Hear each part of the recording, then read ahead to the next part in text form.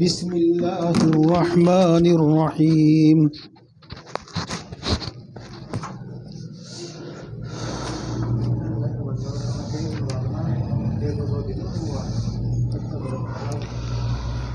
ورفعنا فوقهم الطور بميثاقهم وقلنا لهم ادخلوا الباب سجدا وقلنا لهم لا تعدوا في السبت وأخذنا منهم ميثاقا غليظا۔ صدق اللہ العظیم۔ دوستو، پچھلے ہفتے آپ نے سنا تھا، وہیں سے میں بات شروع کر رہا ہوں، مختصر طور پر اس کو بیان کرتا ہوا لاتا ہوں آج کے مضمون تک۔ رسول اللہ صلی اللہ علیہ وسلم کے زمانے میں یہودیوں کے کچھ لوگ، علماء غیر علماء، رسول اللہ صلی اللہ علیہ وسلم کی خدمت میں حاضر ہوئے اور انہوں نے یہ کہا کہ ہم آپ کو نبی مان لیں گے، لیکن آپ کو کتاب اس طرح ملنی چاہیے جس طرح موسیٰ علیہ السلام کو ملی۔ موسیٰ علیہ السلام کو توریت کوہ طور پر ملی تھی اور لکھی لکھائی تختیوں میں لکھی لکھائی ملی تھی، تو ان کا مطلب یہ تھا کہ پورا کا پورا قرآن پاک ایک ساتھ نازل ہو اور اللہ ہی کی طرف سے لکھا ہوا آوے آپ کے پاس تو ہم آپ کو مان لیں گے۔ لیکن چونکہ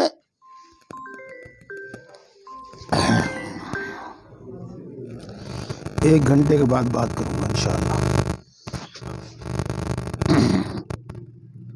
لیکن چونکہ اللہ جانتا ہے دلوں کے بھید کو، دلوں کے راز کو، کہ وہ سچے دل سے، سچی طلب سے یہ مطالبہ کر رہے تھے یا صرف بہانہ بنانا مقصود تھا۔ تو حقیقت یہ ہے کہ بہانہ بنانا مقصود تھا، سچی طلب نہیں تھی۔ اس لیے اللہ تبارک و تعالیٰ نے ایک ایسا جواب دیا جس سے وہ بھی لاجواب ہو گئے اور رسول اللہ صلی اللہ علیہ وسلم کو بھی تسلی ہو گئی، جس کا حاصل یہ ہے کہ اے اللہ کے رسول، یہ ماننے والے نہیں ہیں، یہ تو اس سے بھی زیادہ بھاری بات کا سوال موسیٰ علیہ السلام سے کر چکے ہیں کہ ہم اللہ کی بات جب مانیں گے جب اللہ کو ہم کھلی آنکھوں اپنی آنکھوں سے دیکھیں۔ یہ اس لیے آپ نہ تو یہ سوچئے کہ ان کا مطالبہ پورا کر دیا جاوے اور نہ ہمارے مطالبہ کرنے پر آپ پورا نہ کرنے پر رنجیدہ اور غمگین ہوں۔ یہاں سے بات شروع ہوئی تھی۔ اس کے بعد اللہ تبارک و تعالیٰ نے لگاتار یہود کی جو گستاخیاں حضرت موسیٰ علیہ السلام کے ساتھ ہوئی تھی اور یہود کی جو لگاتار نافرمانیاں ہوتی رہی ہیں ان کو بیان کرنا شروع فرما دیا۔ چنانچہ وہ واقعہ بیان فرمایا کہ تم پر بجلی آ پڑی تھی، تم سب مر گئے تھے، پھر ہم نے تم کو دوبارہ زندہ کیا، پھر بچھڑا بنانے اس کی عبادت کرنے کا واقعہ بیان کیا۔ یہ باتیں پہلے آ چکی ہیں پچھلے ہفتے میں۔ آج بات شروع ہوتی ہے وَرَفَعْنَا فَوْقَهُمُ الطُّورَ، اور ہم نے تمہارے اوپر طور پہاڑ اٹھایا۔ یہ واقعہ بھی میں ذرا سا پیچھے سے تھوڑا تفصیل سے بیان کرتا ہوں۔ حضرت موسیٰ علیہ السلام کو اللہ تبارک و تعالیٰ نے دریا سے پار کیا۔ دریا سے پار ہو کر موسیٰ اور ان کی قوم ایک بستی سے گزر رہے تھے۔ وہاں کچھ لوگ اپنے بت کی عبادت کر رہے تھے، تو انہوں نے موسیٰ علیہ السلام سے فرمائش کر دی کہ ہمارے لیے بھی کوئی ایسا ہی بت بنا دیجیے گا، ہم بھی اس کی عبادت کر لیا کریں گے۔ موسیٰ علیہ السلام کو اس پر بہت ناگواری ہوئی کہ میری اتنی دنوں کی محنت ساری بیکار گئی، یہ تو اب بھی بتی کو پوجنا چاہتے ہیں. یہ ہے. موسیٰ علیہ السلام نے ان کو دھمکایا، سمجھایا اور یوں فرمایا کہ دیکھو میں اللہ سے گزارش کروں گا، اللہ سے درخواست کروں گا کہ وہ تمہیں شریعت عطا کرے جس کے مطابق تم عبادت کرو، اپنے تمام معاملات اس کے مطابق حل کرو، اس کے مطابق زندگی گزارو. یہ ہوا. حضرت موسیٰ علیہ السلام نے اللہ تبارک و تعالیٰ سے درخواست کی، گزارش کی، تو اللہ تبارک و تعالیٰ نے فرمایا کہ یہ تو یہاں وادی سینا میں ٹھہرے ہوئے ہیں، تم ذرا ادھر چل کر پہاڑ پر آ جاؤ. یہ تو وہاں موسیٰ علیہ السلام چلے گئے اور انہوں نے وہاں 30 روزے رکھے، اور اللہ نے فرمایا تھا 30 روزے رکھو، ہم پھر تمہیں کتاب دیں گے. 30 روزے رکھ کے روایت میں آتا ہے کہ موسیٰ علیہ السلام نے اچھی طریقے سے منہ صاف کیا تاکہ اللہ تعالیٰ سے ہم کلام ہونے میں کوئی بدبو منہ میں نہ ہو، منہ صاف ستھرا ہو.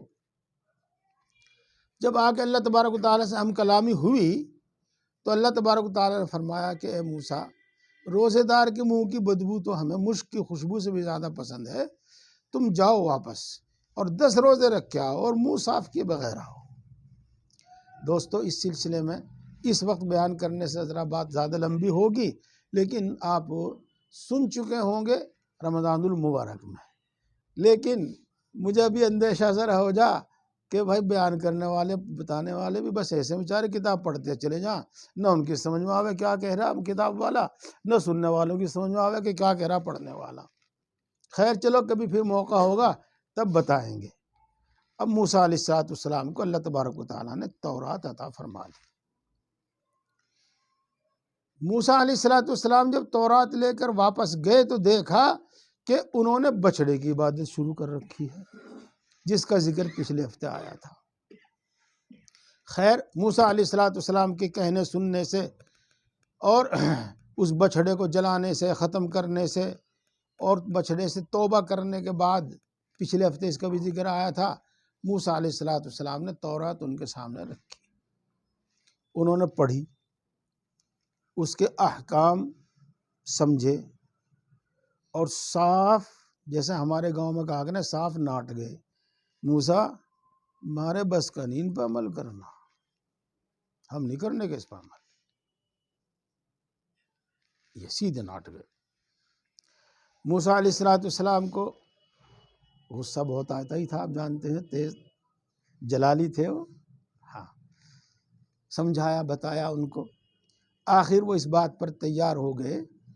ہاں آخر اللہ تبارک و تعالیٰ نے یوں فرمایا ان کو کہ آپ ان میں سے 70 آدمیوں کو لے کے آ جاؤ طور پر، اور ہم ان کو کہہ دیں گے کہ یہ ہماری کتاب ہے اور ہمارے یہ احکام ہیں، تم ان پر عمل کرو. موسیٰ علیہ السلام ان 70 آدمیوں کو لے کر پہاڑ پر گئے. اللہ تبارک و تعالیٰ نے بلند آواز سے یہی بات فرمائی، یہ میری کتاب ہے، موسیٰ میرے نبی ہیں، موسیٰ یہ تورات میری کتاب ہے، یہ احکام میرے ہی ہیں، تم اس پر عمل کرو. آپ جانتے ہیں کہ جب بہو رہنا نہیں چاہتی نا تو چھت میں سانپ بتاوا کرے، تو جب کرنا نہیں ہوتا تو 100 بہانے بتاویں. تو انہوں نے کہا کہ میں موسیٰ ہمیں کیا پتا اللہ بول رہا یا کوئی جن شیطان بول رہا، ہم تو جب بات مانیں گے جب اللہ کو بولتا ہوا اپنی آنکھوں سے دیکھیں. یہ تو موسیٰ علیہ السلام، اللہ تبارک و تعالیٰ نے بجلی گرا دی ان پر اور وہ سب کے سب مر گئے، 70 کے 70 مر گئے. موسیٰ علیہ السلام صحیح سلامت رہے. موسیٰ علیہ السلام نے اللہ سے گزارش کی کہ اللہ یہ میری قوم تو ہر وقت میرے پیچھے پڑی رہے، میری دشمن ہوئی رہے، اگر میں اس حال میں واپس گیا کہ ان کے 70 آدمی یہاں مر گئے تو مجھے تو جینے نہیں دیں گے، آپ اپنے فضل سے ان کو زندہ فرما دیجئے. اللہ تبارک و تعالیٰ نے موسیٰ علیہ السلام کی دعا سے، گزارش سے ان کو زندہ کر دیا اور وہ صحیح سلامت اپنے خیموں میں پہنچے، اپنی قوم میں پہنچے. اب میں آپ کو کہوں گا کہ تھوڑی توجہ دیجئے، دھیان دیجئے تھوڑا سا. کیا دیکھا انہوں نے یہاں؟ نقد سزا دیکھی اور نقد اللہ کا انعام بھی دیکھا کہ دوبارہ زندہ کر دیے. سب کچھ اپنی آنکھ سے دیکھا، لیکن اپنی قوم میں جا کر یوں کہنے لگے کہ ہاں اللہ نے کہا ہے کہ موسیٰ میرے نبی ہیں، تورات میری کتاب ہے، یہ احکام میرے ہی دیے ہوئے ہیں، تم ان پر عمل کرو، یہاں تک تو ٹھیک ہے۔ اب اس کے بعد ہم بھی تم بھی لیکن اگر مگر لگاتے ہیں، وہاں خطرہ پیدا ہو جائے اکثر۔ لیکن یوں بھی کہا ہے کہ جن پر عمل ہو کر لیو، نہیں ہو جن پر نہیں ہو نہیں صحیح، یہ اپنی طرف سے انہوں نے ملا دیا۔ اور بہانہ مل جاوے تو بس پھر تو سبھی کچھ رکھا رہ جاوے۔ اس بہانے کی وجہ سے انہوں نے سب پر ہی کسی حکم پر بھی عمل نہیں کیا، اور پھر بھی عمل کرنے سے انکار کر دیا کہ ہمارا بس کیا نہیں ان پر عمل کرنا۔ چونکہ حجت تام ہو چکی تھی، پوری دلیل پوری حجت تام ہو چکی تھی، اس لیے اللہ تبارک و تعالیٰ نے فرشتوں کو حکم دیا، یا تو یوں کہہ لو حدیث میں تو اسی طرح سے آتا ہے، لیکن قرآن پاک میں تو ہے کہ ہم نے کوہ طور کو اٹھایا اور ان کی قوم پر جا کے لٹکا دیا، یہ اور یہ کہا کہ بس تھوڑی سی مہلت ہے، یا تو ان احکام پر عمل کرنے کا اقرار کر لو، مان لو، نہیں تو یہ پہاڑ تم پر گرے گا، پوری قوم کو پیس دے گا۔ یہ تو وہ ڈرے اور ڈرتے ہوئے سجدے میں گرے، یہ اور یوں کہا کہ ٹھیک ہے ہم نے یہ احکام مان لیے، یہ احکام ہم نے مان لیے۔ اسی کا ذکر ہے وَرَفَعْنَا فَوْقَهُمُ الطُّورَ بِمِيثَاقِهِمْ، تمہارے عہد معاہدے کی وجہ سے ہم نے طور تمہارے اوپر اٹھایا، یہ وہی ہے۔ اس سے پہلے بھی یہ 2 بار ذکر آ چکا ہے، سورہ بقرہ کی آیت نمبر 63 میں اور سورہ بقرہ کی آیت نمبر 93 میں اس کا ذکر آ چکا ہے، وہاں بھی آپ نے سنا ہوگا، آپ کو یاد ہوگا یہ۔ لیکن تفسیر میں مفسرین کرام یوں کہتے ہیں کہ اتنی شریر قوم ہے یہ، اتنی خبیث قوم ہے یہ، کہ جب یہ سجدے میں جا رہے تھے تو اللہ سے ڈر کر اور صحیح معنی میں سجدہ کر کے اور صحیح معنی میں اللہ سے توبہ کرتے، ایسا نہیں کیا، بلکہ ایک پیشانے کا ادھر کا حصہ تو زمین پر رکھا اور دوسری آنکھ سے دیکھتے رہے کہ کتنا اوپر ہے پہاڑ، گرا تو نہیں ابھی، یہ ہے۔ اور یوں لکھا ہے قرآن پاک میں ہی ہے غالباً، وَرَفَعْنَا فَوْقَهُمُ الطُّورَ،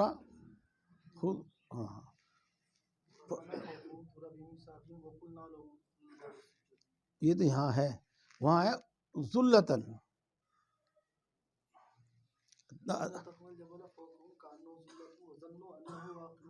ہاں آگے، ہاں وہاں ہے، ہاں وہاں ہے کہ انہوں نے یوں کہا کہ ہم نے سنا اور نافرمانی کی، یعنی ہم سن تو رہے ہیں لیکن دل میں ان کے تھا کہ ماننے کے اب بھی نہیں، ماننے کے اب بھی نہیں۔ لیکن اللہ تبارک و تعالیٰ نے ان کی صورت کی وجہ سے ہی سجدہ کرنے اور زبان سے اقرار کرنے کی وجہ سے ہی پہاڑ کو پھر اپنی جگہ پر بھیج دیا۔ یہ ہے وہ وَرَفَعْنَا فَوْقَهُمُ الطُّورَ بِمِيثَاقِهِمْ کی بات ہوگی۔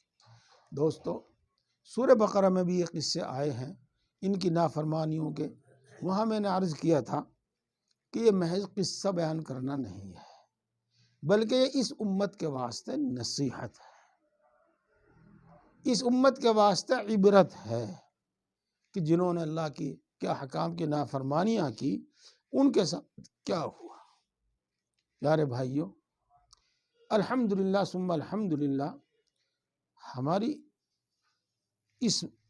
اس زمانے میں ہماری قوم مسلم ایک بہت بڑی تعداد تو ایسی بھی ہے جو اللہ کے ہر حکم کو مانتی ہے، اور جیسے کہ حدیث پاک میں آیا ہے وہ قرآن پاک کو، حدیث پاک کو، شریعت کو صحیح سمجھتے ہیں، صحیح عمل کرتے ہیں، تعداد ان کی کتنی بھی کم ہو۔ لیکن اس کے باوجود بھی کم سے کم مسلمانوں میں 80% لوگ ایسے ہیں کہ جو قرآن احکام کو نہ مانے لیکن احترام ان کے دلوں میں ہے، نہ ماننے چاہے لیکن احترام ان کے دلوں میں ہے، اور ایسے بھی ہیں جو صاف صاف انکار کر رہے ہیں اللہ کے احکام کا، تو ان کو اس سے عبرت حاصل کرنی چاہیے۔ کسی کو 3 طلاق پر اعتراض ہے، کسی کو عدت پر اعتراض ہے، کسی کو حیض کے زمانے میں صحبت نہ کرنے پر اعتراض ہے، غرض کوئی پابندی برداشت نہیں کر رہے، کسی کے نکاح میں ہے اس کے باوجود نکاح کر لیا، شریعت کے حکم کی کوئی پرواہ نہیں کر رہے۔ یہ باتیں میں نے آپ کو نکاح سے متعلق بتائی ہیں۔ اسی کے ساتھ ساتھ جب ہم دیکھیں دوسرے حالات میں، جی ہاں، ہم پوری طریقے سے تقریباً 95% یہ شریعت کے حکم کے مطابق میراث تقسیم نہیں کر رہے ہیں۔ یہ اللہ معاف کرے، تعداد بیان کرنا ذرا بیان نہ کیا جاوے تو یہ اچھا ہے کہ کتنے لوگ ہیں جو سود سے نہیں بچ رہے ہیں، حالانکہ اللہ تبارک و تعالیٰ نے قرآن پاک میں زبردست وعید اور دھمکیاں اس پر سنائی ہیں۔ یہ ہے۔ اچھا، جو لوگ عہدوں پر بیٹھے ہوئے ہیں وہ رشوت سے نہیں بچ رہے ہیں، ہم سب لوگ خیانت سے نہیں بچ رہے ہیں۔ غرض دین کی کون سی بات کو لیا جاوے، کون سے حکم کو لیا جاوے جس کو ہم صحیح مان رہے ہوں اور صحیح اس پر عمل کر رہے ہوں، تو کل ملا کر اگر یوں کہہ دیا جاوے کہ ہم نے بھی شریعت کو پس پش ڈال دیا تو درست ہے۔ میں آپ کو ایک عجیب بات بتاؤں،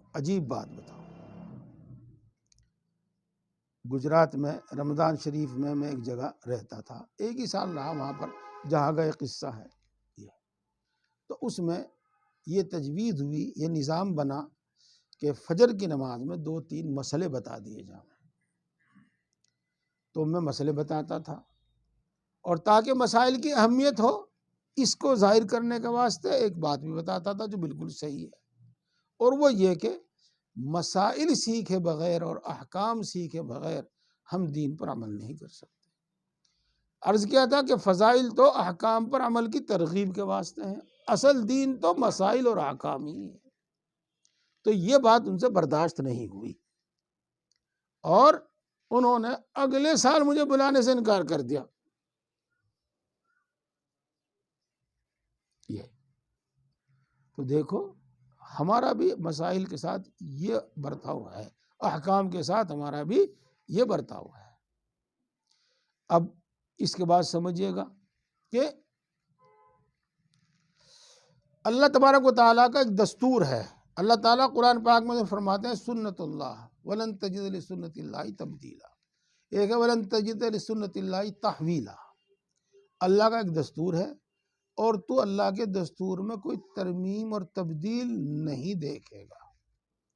یعنی جن نافرمانیوں پر پہلی قوموں کو سزا دی گئی ان نافرمانیوں پر اس کو بھی سزا دی جاوے گی، سزا کچھ بھی ہو۔ اس واسطے ہمیں اس بات کو غور سے سمجھنا چاہیے اور دھیان سے سمجھنا چاہیے کہ دین کیا ہے اور دین پر ہم کس درجے عمل کر رہے ہیں۔ جی چلو اب آگے چلتے ہیں۔ وَقُلْنَا لَهُمُ ادْخُلُوا الْبَابَ سُجَّدًا، اور ہم نے ان کو کہا تھا کہ تم بیت المقدس کے دروازے میں جھک کر داخل ہونا۔ یہاں کی بھی میں آپ کو تھوڑی سی بات بتاؤں تب یہ بات سمجھ میں آئے گی۔ جی موسیٰ علیہ السلام مصر سے نکلے، وادی سینا میں ٹھہرے، جس کا بھی آپ ذکر سن رہے تھے۔ وہاں ان کو ایک حکم ملا کہ تم فلسطین کی طرف جاؤ، اور وہاں قوم عمالقہ غالب ہے، تم ان سے جہاد کرو اور ہم وعدہ کرتے ہیں کہ فتح تمہاری ہوگی، ہم وعدہ کرتے ہیں کہ غلبہ تمہارا ہوگا۔ تو اللہ تبارک و تعالیٰ کے اس صاف صاف وعدے کے باوجود انہوں نے جہاد کرنے کی ہمت نہیں کی۔ اور موسیٰ علیہ السلام نے جب زیادہ سمجھایا بتایا تو یوں کہا کہ اچھا ہم لوگ وہاں جا کے معائنہ کر کے آئیں گے، دیکھیں گے کہ ہم ان سے لڑ سکیں یا نہیں لڑ سکتے۔ اگر ہم نے دیکھا کہ ہم ان سے لڑ سکتے ہیں تو خیر لڑ لیں گے، نہیں تو ہم نہیں لڑنے گے۔ تو انہوں نے اپنے قبیلوں میں سے کچھ آدمی بھیجے وہاں، وہ دیکھ کر آئے۔ تو ان میں ایک ہارون علیہ السلام بھی تھے۔ تو ہارون علیہ السلام نے تو وہی جو اللہ تبارک و تعالیٰ نے ان کے دل میں ڈالی تھی، اور ایک مومن اللہ کے وعدے کے بعد دل میں جو مضبوطی اور طاقت محسوس کرتا ہے اس کے مطابق آگے جواب دیا۔ اور باقی نے کہہ دیا نہ بھائی بالکل نہ جائیے، تو بہت تکڑے لوگ ہیں، تو مطلب ایک کا ہاتھ سے ٹھا کے پھینک دیں گے، جیسے ہمارے گاؤں میں کہا کرے ایک انگلی سے ٹھا کے پھینک دوں گا۔ تو جی وہ جہاد کرنے کے واسطے، جنگ کرنے کے واسطے تیار نہیں ہوئے، بلکہ ان کہہ دیا فَاذْهَبْ أَنْتَ وَرَبُّكَ فَقَاتِلَا إِنَّا هَاهُنَا قَاعِدُونَ، اے موسیٰ بس تو چلا جا، تیرا رب چلا جا، تم دونوں جا کے لڑ لو، ہم تو جاتے نہیں، ہم تو یہیں بیٹھے۔ اللہ کے احکام کی خلاف ورزی۔ تو اللہ تبارک و تعالیٰ نے ان کو ایک سزا دی، اور وہ سزا یہ دی کہ ایک میدان میں ان کو قید کر دیا۔ اس کو میدان تیہ کہتے ہیں۔ اس میں نہ کوئی پہاڑ تھا، نہ کوئی آڑ تھی، نہ کوئی دیوار تھا، کچھ نہیں تھی، لیکن وہ اگر دن رات بھی چلیں، اور 40 میل کا کل وہ میدان تھا، اگر وہ رات دن بھی اس میں چلیں لیکن اس سے باہر نہیں نکل سکتے تھے، وہ رات دن بھی اس میں چلیں اس سے باہر نہیں نکل سکتے تھے۔ یہی میدان تیہ میں حضرت موسیٰ علیہ السلام کا بھی انتقال ہو گیا، حضرت ہارون علیہ السلام کا بھی انتقال ہو گیا۔ اس کے بعد جب یہ 40 سال تک وہاں قید رہے، 40 سال تک، پھر انہوں نے دیکھا کہ وہ کسی طرح نجات ہی نہیں ہے، تو ان کو یہ کہا کہ اچھا جی ہم جنگ کریں گے، جہاد کریں گے۔ پھر یہ اس وقت کے نبی جو تھے حضرت یوشع تھے، تو ان کے ساتھ یہ جنگ کرنے کے واسطے چلے۔ اللہ تبارک و تعالیٰ نے ان کو فتح کا وعدہ اب بھی کیا، لیکن یوں کہا کہ جب تم وہاں داخل ہو تو رعونت اور تکبر اور غرور اور گھمنڈ کے ساتھ نہیں، بلکہ سر جھکا کر عاجزی کے ساتھ جانا۔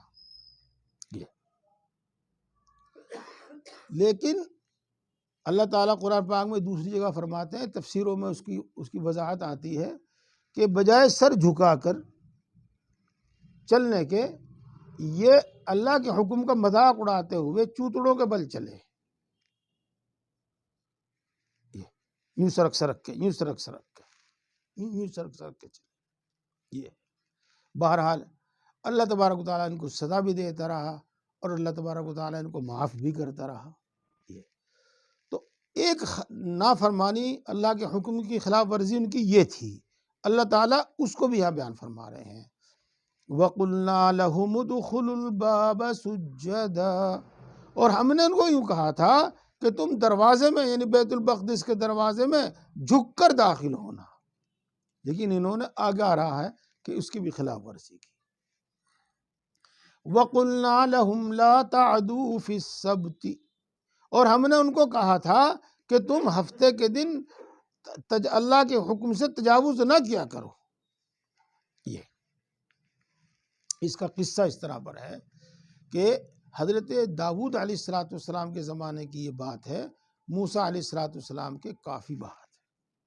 یہ موسیٰ علیہ السلام کے زمانے ہی میں ان کو حکم ہو گیا تھا کہ ہفتے کے دن کی تمہیں عبادت کرنی ہے، ہفتے کے دن تمہیں عبادت کرنی ہے، اور جمعے کے دن سورج غروب ہونے کے بعد سے لے کر، اور پھر ہفتے کے دن شام کو سورج غروب ہونے تک تمہیں کوئی کام نہیں کرنا ہے، اس پورے وقت میں تمہیں اللہ کی عبادت کرنی ہے، اور تمہیں شکار بھی نہیں کرنا ہے، خاص طور سے شکار کرنے کی ممانعت تھی۔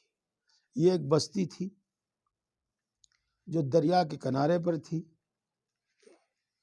اس میں امتحان اور آزمائش کی بنا پر ہفتے کے دن اللہ تبارک و تعالیٰ مچھلیاں بہت بھیجتا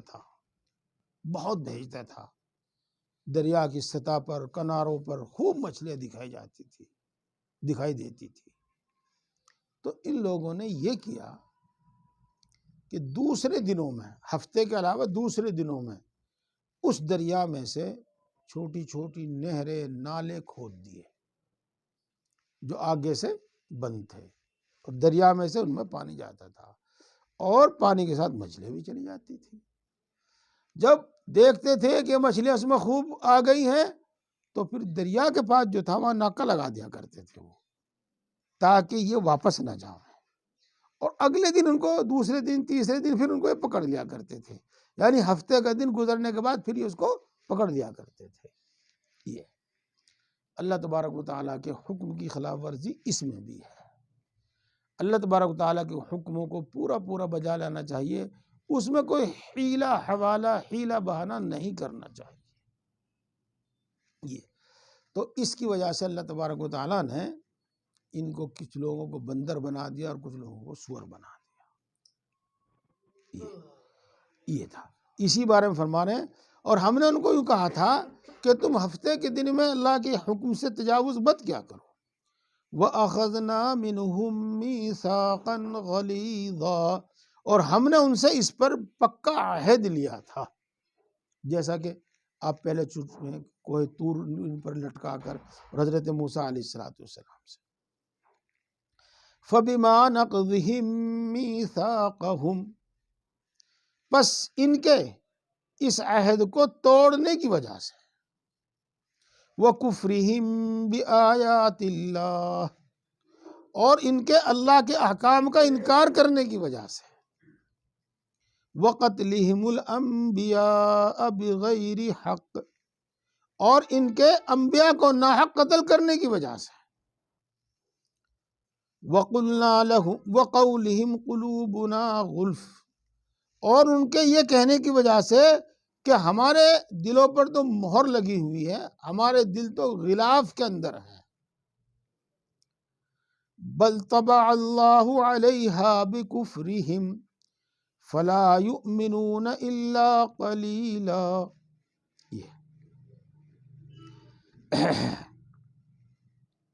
ان کی تمام چیزوں کی سزا کا ذکر آگے آ رہا ہے۔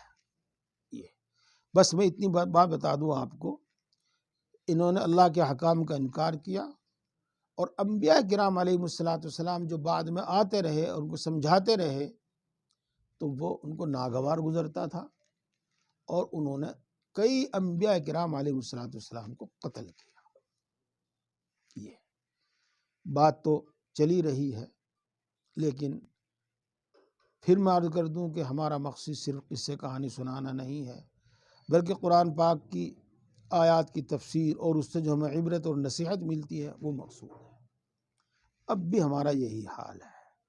جی ہاں، میں صاف تو نہیں کہہ سکتا، لیکن بہرحال اتنا ضرور کہہ دیتا ہوں کہ الحمدللہ ہم حضرت اقدس تھانوی نور اللہ مرقدہ کی تعلیمات کو زیادہ اہمیت دیتے ہیں، اور حضرت جہاں عبادت کی ترغیب دیتے ہیں وہاں معاملات کو درست کرنا اور دوسروں کے حقوق ادا کرنا، اس پر بہت زیادہ زور دیتے ہیں۔ تو ہم اسی طرح کا بیان کیا کرتے تھے، تو اس شخص نے اور اس کے ساتھ کچھ لوگوں نے وہاں جمعہ پڑھنا چھوڑ دیا، یہ حال ہے۔ ایک جگہ بیان ہوا، ہمیں تو معلوم بھی نہیں تھا، عورتوں میں بیان تھا، مردوں میں بھی تھا، اور عورتیں بھی تھیں۔ جی ہاں، وہاں پردے کی اہمیت بتائی گئی، پاک دامن رہنے کی اہمیت بتائی گئی، اور آج جانتے ہیں آپ کہ اس کی کتنی ضرورت ہے۔ یہ ہے، تو انہوں نے امام صاحب کو کہلوا کے بھیجا عورتوں نے کہ آئندہ نہیں آنے کہ ہم تمہارے بلانے کی وجہ سے تم تمہارے عیب نکلواؤ وہاں بٹھا کے۔